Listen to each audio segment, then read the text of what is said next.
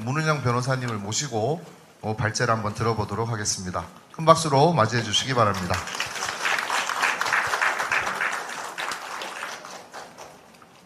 예, 방금 소개받은 문은영 변호사입니다. 예, 저는 개업 변호사로 지금 산재 노동자들 산재 신청하거나 행정소송 이제 근로복지공단에서 인정받지 못한 분들의 그 행정소송 업무를 좀 다수 담당하고 있고요. 그 외에 이제 노동권 관련한 노동과 관련한 이제 업무들을 주로 하고 있습니다. 일단 제 이런 이력 때문에 오늘 이 자리에 이제 연사를 좀 부탁을 해주신 것 같은데요. 앞서 발제를 쭉 들으면서 이제 노사 공동이 이제 이 산재 문제와 그 다음에 이 감정노동 문제를 어떻게 해결하고 노동자분들을 보호할 것인가에 대해서 노사가 모두 엄청난 고민을 하셨구나라고 하면서 참 큰 울림이 있었습니다. 그리고 아마도 그 핵심에는 이 감정노동이 사회적인 필요적인 노동이고 이 노동자들을 보호해야지만 된다는 어떤 노사 간의 합의가 있었기 때문에 이런 자리가 마련된 것 같고요. 이런 식의 어떤 노사 간의 합의가 있다면 앞으로 그 감정노동자분들의 업무 환경이 크게 개선되리라 희망을 좀 가져보고요. 아마 그런 희망을 찾고자 이 자리에 다 오신 것 같습니다. 그런 희망을 하나하나씩 이제 실현해 나가는 데 있어서 제가 법률적으로 좀 조언을 드리는 자리가 되는 것 같은데요. 어쨌든 노사공동 산재지원제도라는 것의 발상 자체 그리고 이런 것을 고민하고 계시다는 얘기를 듣고 저는 항상 이제 사실은 산재 노동자들을 지원하면서 저 같은 이제 전 노무사이기도 하거든요. 그래서 이 지원을 하다 보면 항상 싸움의 대상은 두 곳입니다. 이제 산재 인정을 담당해주는 근로복지공단과 그 다음에 이제 그 많은 그 입증 자료들을 가지고 있는 사업주. 그러니까 사업주는 사실 많은 오해들을 하고 계신데 그 사업주는 그 산재가 인정되면 마치 그 자신이 부인당하는 것 마냥 해서 산재를 어떻게든 인정받지 않으려고 노력을 합니다. 그러다 보니 본의 아니게 이제 산재 노동자와 대척 지점에서 항상 싸우게 되거든요. 그러다 보니까 저는 항상 이제 사업주분들을 설득시키다가 안 돼서 싸우고 뭐 이런 식의 얘기를 하다가 노사 공동이 같이 산재를 지원한다고? 라고 하는 제안을 받았을 때는 한편으로 놀랍고 이게 가능한가? 라는 생각을 했습니다. 하지만 앞서 이제 발제를 듣고 그 다음에 이제 노사 간에 이제 공공기관에서부터 노사 간에 이제 이 고민을 통해서 이런 시스템을 만들면 가능할 수도 있겠구나 라는 생각을 했고요. 그리고 무엇보다도 이제 전제가 돼야 될 것은 이 산재를 지원한다는 것은 노사가 특히 사측에서 이 산재가 구조적 문제이고 이 업무 환경에 문제점이 있음을 인정하고 개선하겠다라는 전제가 들어가야지만 이 산재 지원을 할 수가 있습니다. 진정성 있는 산재 지원을 할 수가 있습니다. 근데 그런 인식을 가지시고 노력하겠다, 지금 이제 실천하겠다라는 자세로 이제 제도를 마련하시는 거잖아요. 그래서 그런 전제가 세워진다면 앞으로 업무 환경이 개선되고 산재가 줄어드는 방향으로 갈 수 있을 것 같습니다. 그런 차원에서 일단 제일 먼저 전제가 돼야 될 것은 업무 환경의 문제가 개인의 업무 환경으로 인해 발생한 산재가 개인의 잘못이나 개인의 질환이 아닌 업무로 인해서 발생한 거고 그 업무 환경이 개선되는데 이 산재가 하나의 징표다. 그러므로 내 개인의 문제가 아니라 회사의 문제고 따라서 회사도 이 업무 환경을 개선하기 위해서 무엇인가를 하겠다. 그런 조력자를 하겠다라고 하는 그러면서 신뢰가 형성돼서 업무 환경의 개선에 이런 선순환 구조가 마련이 될 것 같습니다. 그래서 지금 재단에서 기획하고 계신 이런 제도들을 보면서 잘 준비하고 계신 것 같아요. 그리고 진정성이 보입니다. 다만 이제 앞으로 이 운영해 나가시고 제도를 만들어 가실 때 법률적으로 닥칠 어떤 쟁점 같은 거에 대해서 제가 한 3가지 정도로 조언을 드리는 걸로 가름하고자 합니다. 앞서 이제 발제자들과 근데 제가 또 앞서 말씀드린 거에서 노사공동의 산재 제도의 필요성은 뭐 다들 공감하시기 때문에 제가 길게 말씀은 안 드리고요. 간략하게 말씀드리고요. 이 산재 지원 제도를 좀 고민할 때 이 산재가 어떻게 처리되는지와 관련 법령, 그러니까 사업주가 어떻게 조력하는지에 대해서 이미 산재법에 사실은 규정이 되어 있습니다. 그거에 대해서 좀 이해를 돕고자 설명을 드리고요. 크게 세 가지 쟁점이 있는데 첫 번째 쟁점은 이제 먼저 결론부터 말씀드리겠습니다. 쟁점이 크게 세 가지라고 제가 말씀드렸는데 이 산재가 인정받기 위해서는 사실 제일 중요한 것은 입증에 관련한 서류를 사용자가 갖고 있기 때문에 그 서류를 얼마나 잘 협조할 것이냐, 그 데이터를 얼마나 잘 관리하고 지원할 것이냐에 대한 사업주의 의지입니다.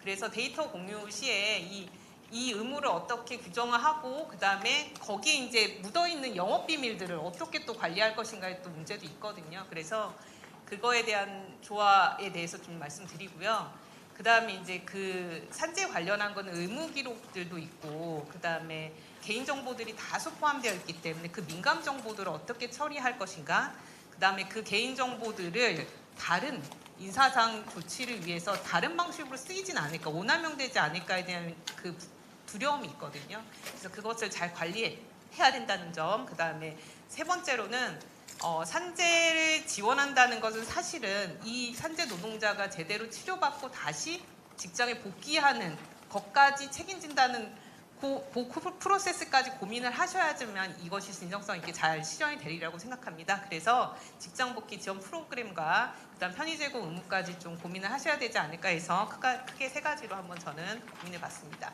앞서 말씀드렸지만 산재 지원 제도의 필요성은 너무나 좋은 제도고 앞으로 활성화되면 좋을 것 같고요. 공공기관이 이거를 선도적으로 해나간다면 지금 근무 환경이 많이 열악한 사기업들의 콜센터 업무 환경도 개선되지 않을까 싶어서요. 좀 고무적입니다. 그래서 산재 지원 제도의 필요성이라는 건 일단은 감정노동, 앞서 다 좀 설명을 해주셔서 감정노동이 밖으로 드러나기 되게 힘들어서 사실은 산재로 인정받는데 좀 어려움이 있습니다. 왜냐하면 어디 다치거나 부러지거나 하면 이게 눈에 보이고 그것은 굉장히 신속하게 산재가 처리가 됩니다. 근데 산재 처리 기한은 원래 7일입니다. 7일 원칙은. 근데 이건 사고성 재해인 경우에 명확한 경우에는 그렇고요. 질병인 경우에 앞서서 4년 걸렸잖아요. 더 걸리는 게 5년 뭐 이렇게 걸리는 경우도 있습니다. 그런데 그런 감정노동, 특히 정신질환 문제는 승인율도 낮고 그런데 이것은 다시 입증 책임이 입증을 하기가 어렵기 때문이거든요. 근데 지금 콜센터 그 감정노동자 분들 같은 경우는 이 감정노동에 따른 정신질환을 입증하는 자료들을 확보하기 어려운 부분.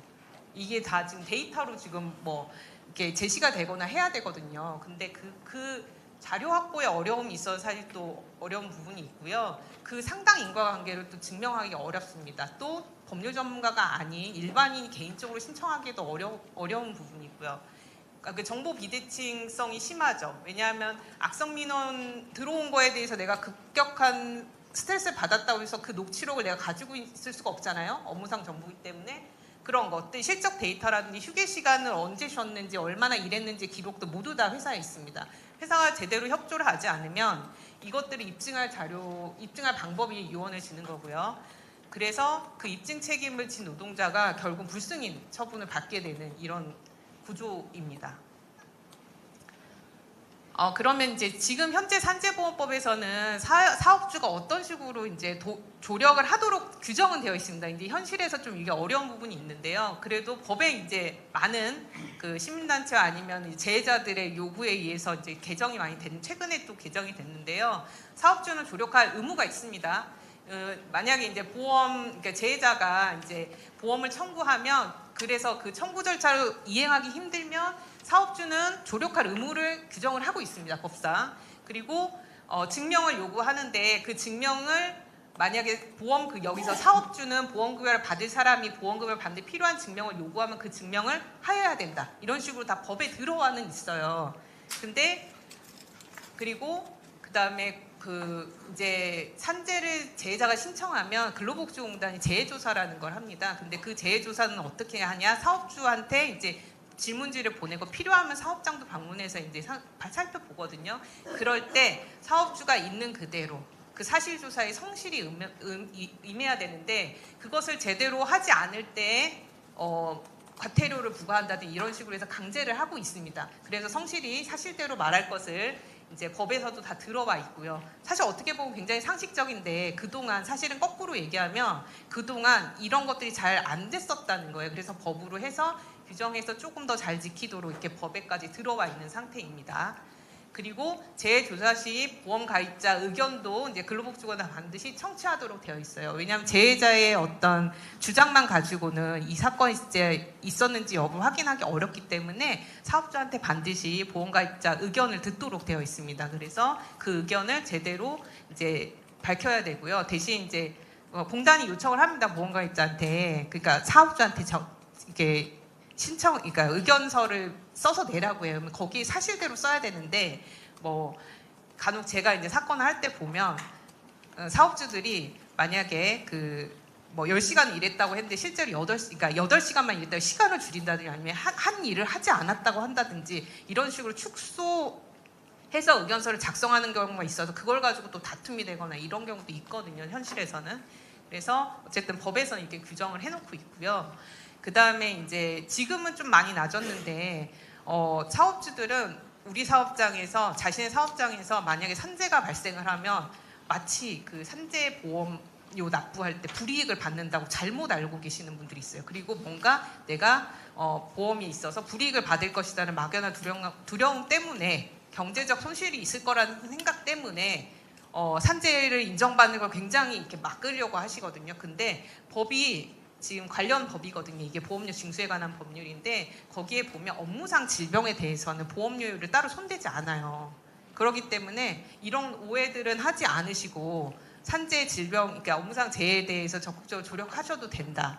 이 업무상 질병이 인정되는 거는 결과적으로 문제를 발견했으니까 해결할 수 있는 시작이 될 수 있기 때문에 긍정적으로 받아들이실 필요가 있고 이런 걸 좀 많이 아셨으면 좋겠어서 제가 넣어봤습니다. 예전에는 그래서 그러니까 지금은 안 하는데요. 예전에는 어떤 소송도 있냐면요. 재해자가 산재를 인정을 받으면 오히려 사업주가 행정법원에 그 처분을 취소해달라는 소송을 내기도 했어요. 왜냐하면 내가 그거에 대한 법률상 침해를 받는 당사자다 이러면서 소송을 냈었는데 지금은 그 소송이 받아들여지지 않습니다. 왜냐하면 저 법조항 때문에.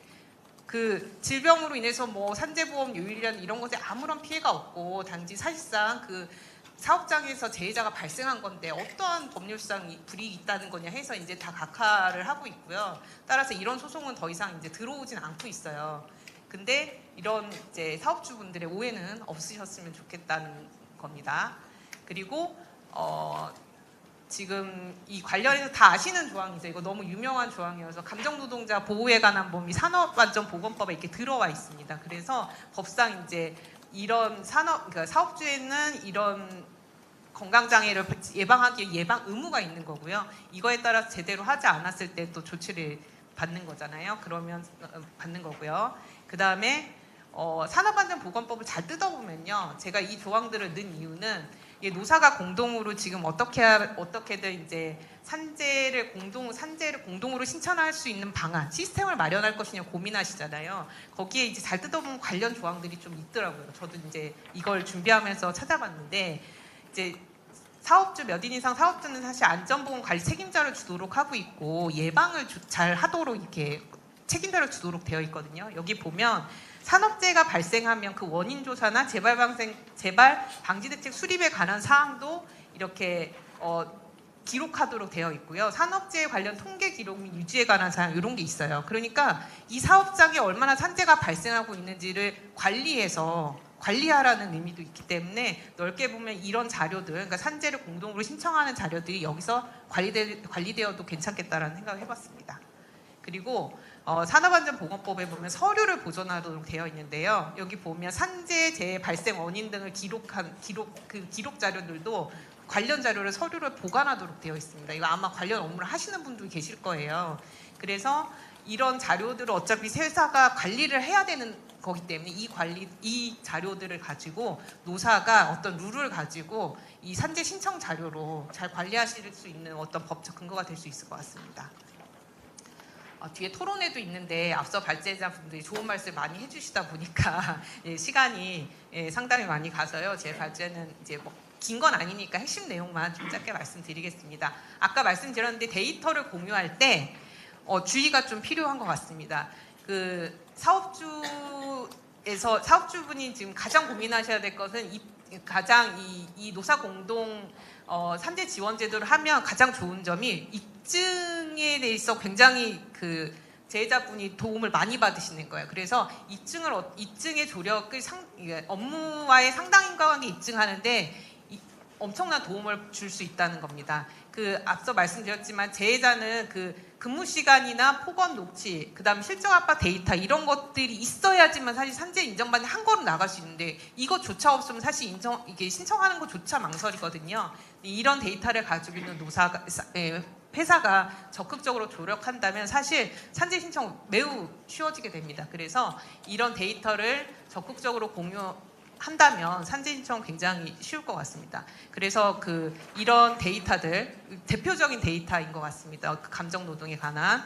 근데 이제 이런 데이터들을 노사가 공유할 때 회사 자료이기 때문에 이 산재 입증 데이터를 노사가 같이 접근하는 거잖아요. 그러면 사용자는 괜찮은데 이걸 노동조합이 접근할 때 이게 노사가 정말 합의가 필요합니다. 근데 이게 그냥 구두로 합의가 아니라 어떠한 협약이나 아니면 아예 단협을 통해서 이제 명시적으로 해야지만 나중에 분쟁 소지가 없거든요. 그래서 산재 입증 데이터를 공유하는 어떤 협약을 별도로 체결하시거나 단체 협약에 그런 내용들을 좀 넣으시는 게 법적 근거를 가지고 향후 분쟁 없이 안정적으로 이 시스템을 이어갈 수 있을 것 같아서 제안을 드리고요. 그 다음에 산안법 164조 서류 보존 문제도 이 근거를 기준으로 해가지고 절차적 정당성을 좀 확보하는 법령을 한번 고민해 보시면 어떨까 싶습니다.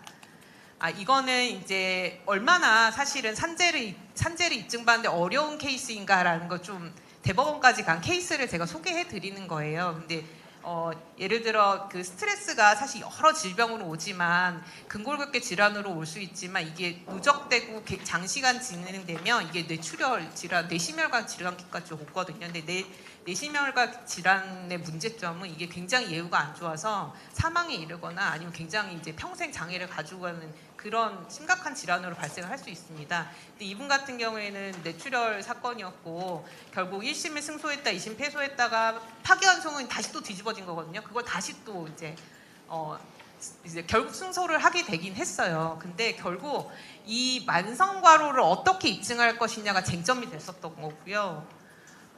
결국 이 업무 강도, 그러니까 석간조 야간 시간에 근무를 주로 하셨고, 그다음에 악성 민원, 그다음에 그 폭언 내용이 뭔지 이런 거 입증하는 게 굉장히 쟁점이었거든요. 그리고 이거를 법원이 어떻게 적극적으로 해석할 것이냐의 문제였는데 2심에서 불승인, 아까 지금 인정 안 했잖아요. 2심은 이 정도는 콜센터 감정 노동자라면 당연히 할 수 있는 거 아니에요? 이 정도의 굉장히 느슨하게 판단을 했었어요. 하지만 이제 여러 입증 자료를 통해서 이제 상담원의 그 업무는 그 뇌심혈관 질환을 악화시키는 감정 노동은 그런 노동이다라는 것을 인정한 좀 대표적인 판례여서 한번 얘기를 말씀드렸고요. 결국 콜센터 업무가 그 정신적 긴장이 큰 업무고 그 다음에 원래 예방할 수 있는 매뉴얼이 있었을 거 아니에요. 근데 그게 현장에서는 작동을 안 했던 거예요. 그래서 그 매뉴얼이 작동하지 않는 그 열악한 환경에 대한 그 입증 그것들이 어느 정도 됐기 때문에 그나마 승소를 할 수 있었습니다. 그러면 결국 결론은 이런 입증을 만약에 초기부터 잘했더라면 그리고 이것들을 근로기준에 좀 넓게 인정했더라면 사실은 이렇게 긴 소송을 하지 않았을 것이죠. 그래서 이걸 초기부터 노사 공동 산재 지원 제도에서 이런 것들을 좀 충분히 자료를 수집해서 그러니까 접수한다면 산재가 좀 수월해질 것 같습니다. 그리고 두 번째로는 민감 정보를 이제 보호를 해야 되는데 이건 개인정보보호법이 가장 크게 문제가 됩니다. 여기에는 민감 정보라서 가장 그 정보 처리를 잘못하면 처벌 조항이 굉장히 센 조항들이거든요. 근데 가장 쉽게는 주민번호부터 해서 의무 기록 자료들이에요. 그래서 이런 것들을 처리를 할 수밖에 없어요. 왜냐하면 노사 공동으로 산재 지원을 한다고 했을 때 이 정보에 대해서 접근을 이제 모두가 어느 정도는 하게 될 거거든요. 근데 이걸 직접적으로 정보를 접근해서 처리를 할 건지 아니면 민감 정보로 대부분 가리고 당사자만 접근하게 할 건지는 이건 세팅하기 나름인데 그래도 정보에 접근하시는 분들 한두 분이 계실 수가 있기 때문에 이 민감 정보를 어떻게 처리할 것인지에 대해서 법률적으로 꼭 검토를 하셔야 됩니다. 그래서 그리고 그 개인정보보호법 23조에 따른 그 안전성 확보를 하는 조치를 꼭 법률 검토를 하셔야 되고요. 그 다음에 노사공동위원회에서 별도로 이 비밀유지 서약이라든지 그 다음에 체결을 담당하는 전담자만 보도록 할 것인지 아니면 그런 취급자의 한정해서 볼 수 있도록 하는 뭐 이런 내부 통제 시스템을 꼭 마련을 하셔야 될 것 같습니다. 안 그러면 이게 꼭 문제가 이제 개인정보보호법상 위반이 문제가 될 것 같아서요. 저는 이게 꼭 주의를 하셨으면 좋겠고요. 그 다음에 정보 수집, 이용, 파기 전 과정에 노동조합이 이 민감 정보를 처리할 때 만약에 노사가 공동으로 할 수도 있고 사측이 처리할 때 뭐 노동조합이 참관을 한다든지 적극적으로 이제 오남용되지 않도록 이제 견제하는 뭔가 장치를 좀 만드셔야 될 것 같습니다. 이거는 어떻게 설계가 다양한 방법이 있을 텐데요. 민감정보 보호에 대해서 잘 시스템을 만드시고 이것이 사실은 노사 간의 신뢰를 구축하는 아주 중요한 쟁점이라고 생각합니다. 개인정보보호법 23도 이렇게 조치를 취하도록 하고 있고요. 가장 중요한 건 당사자 동의를 일단은 받아야 됩니다. 그래서 이런 민감정보를 처리할 수 있는 정보 주체에 대해서 이 민감정보를 처리할 수 있는 동의를 받아놓고 그리고 당사자도 동의를 한 상태에서 이 정보가 잘 처리되고 있는지 신뢰관계가 좀 형성되는 게 가장 중요합니다. 그리고 세 번째로는 사실 이 시스템의 완성은 직장 복귀를 제대로 이제 지원하는 겁니다. 왜냐하면 이제 산재 이제 많이 중증이신 분은 아마 복귀가 어려우시겠지만 이제 사전에 그러니까 아주 심각해지기 전에 산재를 신청하신다면 직장 복귀가 그만큼 또 수월해질 수 있고요. 그다음 수월해질 수 있기 때문입니다. 여기서 제가 좀 주목한 것은 일단 노사 공동으로 산재 지원을 하다 보면은 이 산재에 관한 정보를 다 취합하고 있잖아요, 회사가. 근데 그러면 이 정보가 산재를 지원하는 데만 쓰여야 되는데 이게 어떤 이 사람의 질병 이력으로 남아서 어떤 배치를 할 때 이 사람은 좀 아팠으니까 여기에 배치하기 좀 곤란하지 않을까라고 해서 인사상 불이익으로 가는 어떤 근거 자료로 또 사용될 수가 있어요. 그래서 재해자들한테 불이익이 없도록 정당한 이유 없이는 뭐 전직이나 전보를 금지한다든지 이런 식의 어떤 방어 조항들을 넣어놔야지만 이 시스tem을 적극적으로 이용할 수 있을 것 같습니다. 안 그러면 사실 회사가 적극적으로 산재를 지원해 준다고 하는데 이러한 신뢰가 없다고 하면 나 괜히 찍히는 거 아니야? 라는 생각 때문에 이 제도가 사실은 제대로 굴러갈 수 없을 것 같습니다. 그래서 이런 산재 신청의 이력이 어떤 승진이나 아니면은 그 직장 배치에 있어서 불이익하게 쓰이지 않을 거라는 신뢰가 구축이 되고 그 다음에 그 업무 복귀에 관한 단계도 좀 고민을 하셨으면 좋겠습니다. 왜냐하면 복귀 후 이게 또 산재 이력 때문에 저하된 노동 능력에 어쨌든 좀 손실이 있었잖아요. 그러면 그것이 인사평가에 어떤 불이익으로 이렇게 반영이 된다면 또 그게 또 2차 그러니까 피해가 될 수가 있기 때문에 그런 거를 보전할 수 있는 뭐 임금 보전이라든지 아니면 평가를 위한다든지 이런 식의 어떤 보조적 수단을 통해서 이분이 직장에 제대로 복귀할 수 있는 시스템까지 마련이 돼야지만 저는 노사공동 산재 지원 제도가 원활하게 좀 시스템화될 것 같습니다. 아까 이제 말씀드린 건 산재 입증 자료를 노사가 공유해서 의무화하시고 민간 정보 보호를 위한 노사 공동 감시 체계를 구축하는 것, 그다음에 확보된 정보에 근거해서 인사상 불이익을 금지하고 복귀 지원 대책을 마련하는 것, 이렇게 이 세 가지를 좀 고민하셔서 산재 지원제도 시스템을 구축하시면 도움이 될 것 같고요. 이 노사공동 산재 지원제도는 잘만 운영이 된다면 근로자들이 조기에 사실은 내가 아픈 것을 조기에 치료받고 다시 직장에 복귀할 수 있는 아주 굉장히 좋은 제도로 자리 잡을 것 같습니다. 그래서 앞으로 잘 이 제도가 실행됐으면 좋겠고요. 네, 응원하겠습니다. 예, 감사합니다.